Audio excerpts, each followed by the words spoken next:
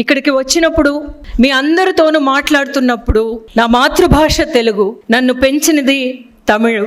ఎందుకంటే నేను ఇక్కడికి వచ్చి ఇట్లా మాట్లాడుతున్నానంటే నా మైండ్ని ఈ ఒక పెద్ద ఆయుధంగా నన్ను మలిచింది అంటే మా తమిళనాడు.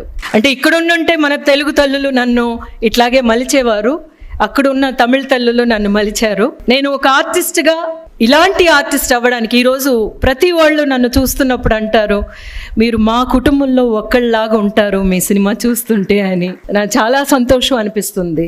అలాంటి ఒక ఆర్టిస్ట్గా నన్ను మలిచింది మలయాళం సినిమా, మలయాళీస్. ఇక్కడ అలా అనుకుంటే భాష కాదు, ఏ ప్రాంతం అని కాదు, మనం ఇక్కడ కూర్చుని ఈ లోకంలో ఉన్న ప్రతి మనిషి కోసం మనం మాట్లాడుతున్నాము అనేది మాత్రమే. అంటే మైక్ చూస్తే తమిళే వస్తుంది, ఎందుకంటే ఇలాంటి మైక్ నాకు ఇచ్చింది తమిళనాడు ఎక్కువగా ఇచ్చింది. యాక్షన్ అంటే తెలుగులో మాట్లాడతానేమో ఎక్కువగా.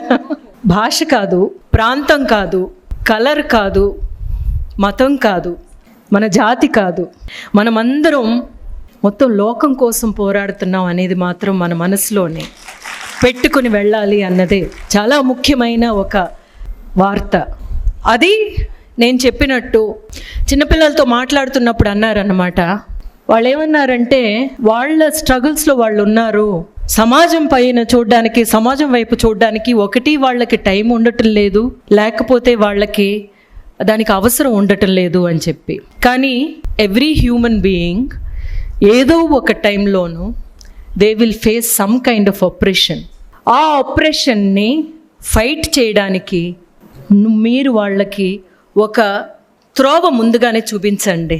ఆ త్రోవ ఎట్లా చూపిస్తున్నారు అనేది ఒక పుస్తకం ద్వారా కావచ్చు, ఒక పాట ద్వారా కావచ్చు, లేకపోతే వాళ్ళు ఏ జాబ్ చేయాలి అన్నది ఎంచుకునే ఒక దారి ద్వారా కావచ్చు.